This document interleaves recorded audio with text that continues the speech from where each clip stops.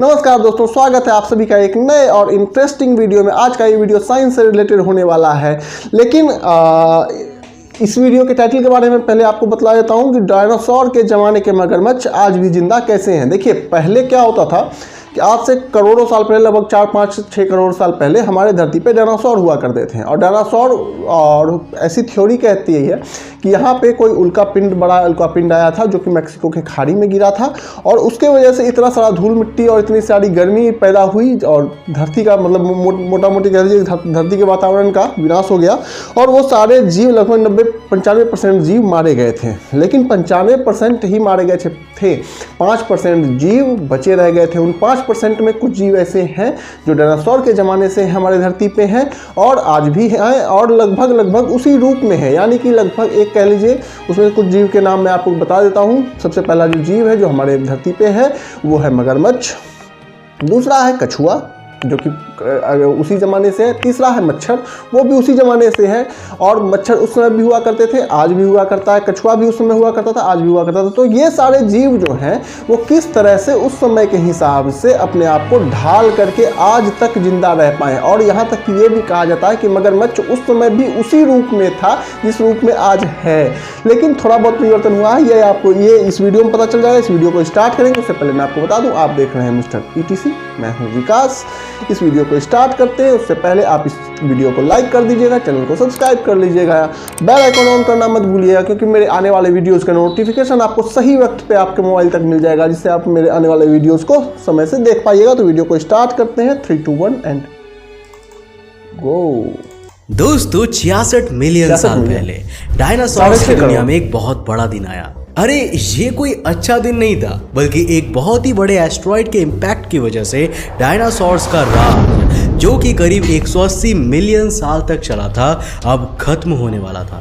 Dinosaurs हमारे धरती के one of the most beautiful animals में से एक रहे होंगे। अब भले ही आज उनमें से ऑलमोस्ट कोई भी जानवर जिंदा नहीं है, लेकिन उनके फॉसिल्स को देखकर हमेशा ही मुझे ऐसी फीलिंग आती है कि काश एक बार रियलिटी में भी मैं उन्हें देख पाऊं। जुरासिक पार्क जैसी मूवीज ने हमारी इस जिज्ञासा को और ज्यादा बढ़ा दिया है, लेकिन बदकिस्मती से जो टेक्नोलॉजी आज हमारे पास है उससे डायनासोर्स को वापस ला पाना नामुमकिन है। लेकिन मैं आपको बताना चाहता हूं कि एक स्पीसीज है जिसने डायनासोर्स का एज भी देखा है और साथ ही आज ह्यूमंस की एज भी देख रहे हैं। अब टाइटल को देखकर आप इस जानवर का नाम तो समझ ही गए होंगे। सबसे हैरान करने वाली बात तो ये है कि आज क्रोकोडाइल्स जैसे दिखते हैं, डायनासोर्स की एज में भी वो बिल्कुल वैसे ही दिखते थे। मैं ये कहना चाह रहा हूँ कि इन एनिमल्स में एवोल्यूशन हुआ ही नहीं। जब एनिमल्स के ऑलमोस्ट सारी स्पीसीज हार्श एनवायरनमेंट को सहकर अपनी बॉडी को इवॉल्व कर रहे थे, तो आखिर क्रोकोडाइल्स को अपनी बॉडी इवॉल्व करने की जरूरत क्यों नहीं पड़ी? लेकिन इससे पहले यह सवाल उठता है कि क्रोकोडाइल्स ने डायनासोर्स के एक्सटिंक्शन को कैसे सरवाइव किया। आज की इस वीडियो में हम इसी चीज के बारे में पता लगाएंगे, तो बने रहिए वीडियो में एंड तक मेरे साथ। तो हेलो गाइस, मैं हूं कौशिक और चलिए जानते हैं कि कैसे क्रोकोडाइल्स ने डायनासोर्स एक्सटिंक्शन को सरवाइव कर लिया था। दोस्तों, Nobel prize winner Luis Walter Alvarez और उनके जियोलॉजिस्ट बेटे वाल्टर ने मिलकर 1980 में एक बेहद ही इंटरेस्टिंग थियरी प्रपोज की। एक हिस्टोरिक क्ले को एनालाइज करते वक्त उन्हें उसमें बहुत सारा इरिडियम मिला। उन्होंने कहा कि ये एक बड़े एस्ट्रॉइड के अर्थ से टकराने की वजह से आया है। इसके साथ ही एल्वारेज ने कहा कि एस्ट्रॉइड की वजह से होने वाली तबाही और उसके आफ्टर इफेक्ट्स की वजह से ही डायनासोर्स अचानक से गायब हो गए। एस्ट्रॉइड्स बड़े रॉकी बॉडीज होते हैं और मेजरली जो अर्थ पर आकर गिरते हैं वो सूरज को ऑर्बिट कर रहे होते हैं। इनके साइज कई 100 मीटर्स तक हो सकता है। अर्थ के एटमॉस्फेयर में एंटर करने के बाद हाई प्रेशर एयर उनके पोर्स में चले जाते हैं और उन्हें क्रैक कर देते हैं, जिस वजह से ज़्यादातर एस्ट्रॉइड एटमॉस्फेयर में ही एक्सप्लोड हो जाता है। लेकिन ऐसे एस्ट्रॉइड जो इस फेनोमेना को सरवाइव कर लेते हैं वो धरती से आकर टकरा जाते हैं। शुरुआत में एल्वारेज की ये थियरी बहुत ही कंट्रोवर्शियल थी और ज़्यादातर लोगों ने इसे बिलीव करने से मना कर दिया, लेकिन आज मेसोजोइक एरा की मास एक्सटिंक्शन का कारण यही थियरी बताई जाती है। मेसोजोइक एरा को द एज ऑफ रेप्टाइल्स भी कहा जाता है। एस्ट्रॉयड इंपैक्ट को ही इतनी बड़ी थियरी इसीलिए बताया जाता है क्योंकि हमें उससे बना हुआ गड्ढा मैक्सिको कोस्ट के सी फ्लोर के अंदर मिला है। इसके सैंपल्स एनालाइज करने के बाद हमें पता चला है कि ये उसी एज की है जिस एज में नन बर्ड्स डायनासोर्स रहा करते थे। माना जाता है कि वो एस्ट्रॉयड करीब 10 से 15 किलोमीटर चौड़ाई का था और एस्ट्रॉयड की वेलोसिटी की वजह से इसने करीब 150 किलोमीटर बड़ा गड्ढा कर दिया था। बहुत से लोग मानते हैं कि सिर्फ इस एस्ट्रॉयड के एक्सप्लोजन की वजह से डायनासोर्स की डेथ हुई थी, लेकिन ऐसा नहीं है। उनके एक्सटिंक्शन की और भी कुछ रीजंस है। हमारी धरती के ऑलमोस्ट 75% एनिमल्स अचानक से मर गए थे और ये सिर्फ एक बड़े से पत्थर की वजह से कैसे हो सकता था। मैं आपको बता दूं कि एस्ट्रॉयड हमारी धरती से बहुत हाई वेलोसिटी से टकराया था और टकराते ही वो वेपोराइज हो गया। इसने टकराने वाली जगह पर बहुत बड़ा गड्ढा कर दिया और आसपास के एरिया में पूरी तरह से तबाही मचा दी। इसके साथ ही बहुत बड़ा ब्लास्ट हुआ और हीट वेव उठा जिसने बहुत सारे मटेरियल्स को एटमॉस्फेयर में पहुंचा दिया। उस एस्ट्रॉयड इंपैक्ट ने सूट यानी कि ब्लैक कोलॉइडल सब्सटेंस को पूरे वर्ल्ड में फैला दिया। इससे सूरज से आने वाली रोशनी पूरी तरह से खत्म तो नहीं हुई, लेकिन फिर भी ग्राउंड पर पहुंचने वाली अमाउंट ऑफ लाइट कई गुना कम हो गई। सूरज की रोशनी ना होने से प्लांट लाइफ पर बहुत असर हुआ। बिल्कुल डोमिनोज की तरह इस फेनोमेना ने पूरे फूड चेन को गिरा दिया और इकोसिस्टम को कोलैप्स कर दिया। प्लांट लाइफ की रिडक्शन की वजह से हर्बीवोरस एनिमल्स मरने लगे, जिस वजह से फिर कार्निवोरस एनिमल्स के लिए कम फूड आने लगा। ब्रीडिंग सीजन्स हार्श होने लगे और हर लिविंग एनिमल्स पर इसका असर होने लगा, चाहे वो लैंड एनिमल हो या सी।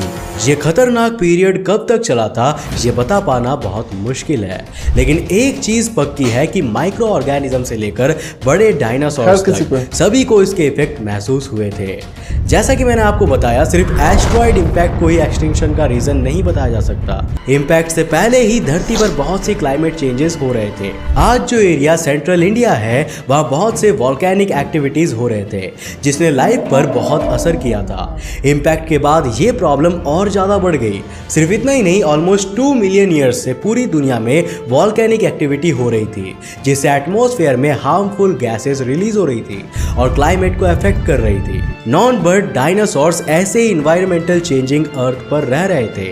ऐसा कहना गलत नहीं होगा कि एस्ट्रॉयड का इंपैक्ट फाइनल किलर ब्लो की तरह था जिसने डायनासोर्स को पूरी तरह से खत्म कर दिया था। अब इस एक्सटिंक्शन इवेंट पर प्लांट्स पर अफेक्ट तो पड़ रहा था, पर फिर भी उनके बीज और पॉलन सॉइल में रहकर हार्श कंडीशन को सरवाइव कर सकते थे। लेकिन वो सभी जमीनी जानवर जो 25 किलो से ज्यादा के हुआ करते थे वो नहीं बच पाए। एक रिसर्च कहती है कि अगर ये एस्ट्रॉयड कहीं और गिरा होता तो शायद हमारे प्लेनेट का फ्यूचर बहुत अलग होता था। यहाँ तक कि ये भी कहा जाता है कि अगर एस्ट्रॉयड कुछ मिनट्स के बाद गिरा होता तो शायद वो गहरे पानी में गिरता और जिससे कम रॉक्स वेपोराइज हुए होते और सूरज की लाइट ढकी नहीं होती।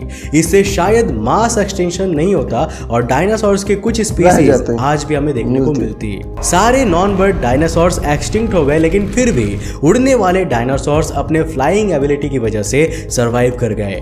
उनके पंख उन्हें ठंडी से बचाया करते थे और उनके चोंच जमीन के अंदर छुपे बीजों को ढूंढने में मदद करती थी। आज बहुत से मॉडर्न बर्ड्स के पूर्वज यही डायनासोर्स हुआ करते थे। क्रोकोडाइल्स का एक और ऐसा ग्रुप था जिसने एस्ट्रॉयड को सरवाइव कर लिया था। वो उड़ नहीं सकते थे और सीड्स भी नहीं खा सकते थे, लेकिन उनके पास कुछ और सीक्रेट्स थे जिसने उनकी सर्वाइवल में हेल्प की थी। सबसे पहली बात तो ये कि क्रोकोडाइल्स की बॉडी बहुत ही कम अमाउंट ऑफ एनर्जी यूज करती है।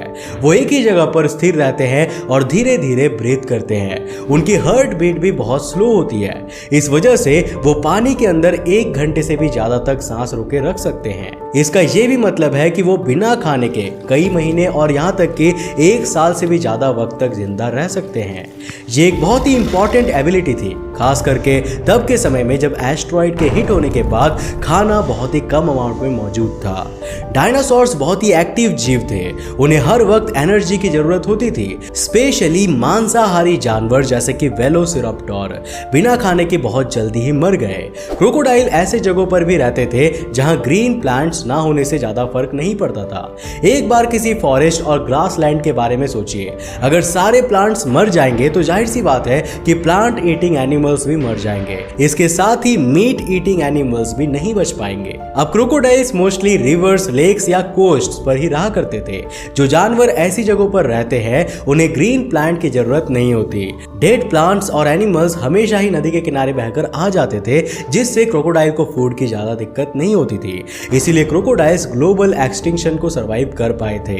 एक और ध्यान देने वाली बात यह है कि क्रोकोडाइल आज जैसे दिखते हैं वो 200 मिलियन साल पहले भी वैसे ही दिखते थे। दूसरे जानवर जैसे कि लिजार्ड्स और बर्ड्स में काफी डाइवर्सिटी आ गई है, लेकिन क्रोकोडाइल्स में बहुत ही कम एवोल्यूशन देखने को मिला है। रिसर्च के मुताबिक क्रोकोडाइल्स का रेट ऑफ एवोल्यूशन बहुत ही स्लो होता है। इस एवोल्यूशन के पैटर्न को पंक्चुएटेड एवोल्यूशन कहते हैं। ओकेजनली वो जल्दी इवॉल्व करते हैं जब एनवायरनमेंट चेंज होता है। वैज्ञानिकों का मानना है कि क्रोकोडाइल्स ऐसे बॉडी प्लान को हासिल करने में सक्सेसफुल हो गए थे जो बहुत ही एफिशिएंट था और उन्हें सर्वाइव करने के लिए बॉडी में ज्यादा चेंजेस की जरूरत नहीं थी। क्रोकोडाइल्स मोस्टली वार्म कंडीशन में ज्यादा अच्छे से सर्वाइव कर पाते हैं क्योंकि वो अपने बॉडी के टेम्परेचर को कंट्रोल नहीं कर सकते और एनवायरनमेंट की वार्मथ को एब्जॉर्ब करके जिंदा रहते हैं। डायनासोर्स की एज में क्लाइमेट बेहद ही वार्म था, इसीलिए उस वक्त में और भी कई वेराइटीज के क्रोकोडाइल्स हुआ करते थे जो आज हमें देखने को नहीं मिलते। कहा जाता है कि उस वक्त में डायनासोर्स जितने बड़े क्रोकोडाइल्स, प्लांट ईटिंग क्रोकोडाइल्स, तेज भागने वाले क्रोकोडाइल्स और सरपेंट के जैसे क्रोकोडाइल्स भी हुआ करते थे, लेकिन आज इस तरह के क्रोकोडाइल्स हमें देखने को नहीं मिलते हैं। अब यहाँ तक तो हमें समझ में आ चुका है कि आखिर कैसे और किन खासियत की वजह से क्रोकोडाइल्स ने डायनासोर्स वाली एक्सटिंक्शन को सरवाइव कर लिया था, लेकिन वैज्ञानिकों का अगला स्टेप यही खोजना है कि आखिर क्यों क्रोकोडाइल्स की कुछ स्पीसीज सरवाइव नहीं कर पाए। तो उम्मीद है दोस्तों कि जल्दी वैज्ञानिक इस सवाल का जवाब भी ढूंढने में कामयाब होंगे। तब तक के लिए मुझे पूरी उम्मीद है कि आज की इस वीडियो से आपको काफी कुछ नया सीखने को मिला। देखिए मिला होता क्या था कि डायनासोर जो है ना, ये मगरमच्छ जो है ना, वो नदी तालाब के पास रहता था और उस समय में जितने भी जीव मरे थे वो सब बह करके नदी के थ्रू आते थे और ये उनको खा करके जिंदा रहता था। साथ ही साथ इसका जो बॉडी है, जो इसका जो मेटाबॉलिज्म है वो बहुत ज़्यादा स्लो है, जिसकी वजह से इसको बहुत कम खाने की, बहुत कम सांस की जरूरत पड़ती है, बहुत कम हवा की जरूरत पड़ती है, जिसकी वजह से ये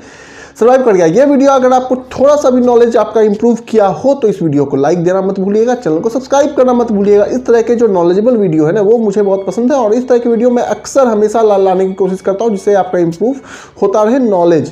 तो मिलेंगे अगले वीडियो में इसी तरह के एक नए टॉपिक के साथ, एक नए जानकारी भरे वीडियो के साथ। तब तक के लिए आपको याद से सब्सक्राइब कर देना है, बेल आइकन को ऑन कर देना है। तब तक के लिए जय हिंद।